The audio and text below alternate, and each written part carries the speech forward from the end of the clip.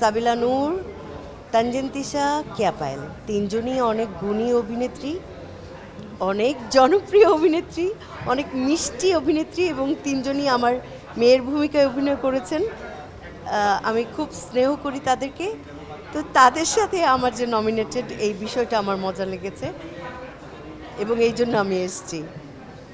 সত্যি কথা যে এই তিনজনই আমার মেয়ের ভূমিকায় অভিনয় করে, ওদের সঙ্গে আমি নমিনেটেড, এটা এটাই আমার কাছে একটা পুরস্কার, এটাই পুরস্কার আমার কাছে। আমি অ্যাওয়ার্ড না পেলেও আমার কোনো আফসোস নাই, আমার মেয়েরা পুরস্কার পাবে।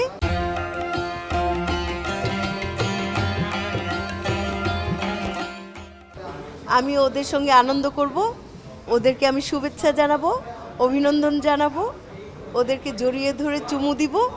এটাই আমার তৃপ্তি, এটাই আমার শান্তি, এটাই আমার অ্যাওয়ার্ড। দর্শককে হাসানোও কঠিন, কাঁদানোও কঠিন, তবে আমার কাঁদাতে ভালো লাগে, এটা আমার পার্সোনাল চয়েস। আজকে আমি নমিনেটেড শেষমেশ নাটকের জন্য। শেষমেশ নাটকের মা চরিত্রটি করেছি, বেস্ট অ্যাক্ট্রেস হিসেবে নমিনেটেড, তাও আবার বাংলাদেশের সবচেয়ে জনপ্রিয় লাস্যময়ী সুন্দরী গুণী অভিনেত্রীদের সঙ্গে। আমার মনে হয়েছে আমার এই ক্যারিয়ারে এত বেশি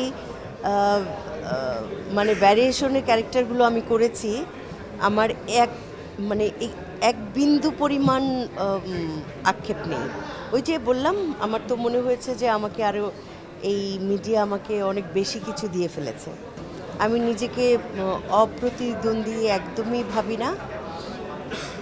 আসলে আমার মনে হয় না যে পৃথিবীতে কোনো কিছুই অপ্রতিদ্বন্দ্বী আছে এরকম আর কি। সব কিছুরই একটা জায়গা হয়েই যায়। আমার জায়গায় অন্য কেউ অনেক বেটার করতে পারে, অবশ্যই পারে, এটা আমি মনে প্রাণে বিশ্বাস করি। আর আমি যতদিন সুস্থ থাকবো কাজ করব। এই তো আজকে জ্বর নিয়ে এসেছি, আমার আজকে 6 দিন ধরে জ্বর, এই তো হয়েছে।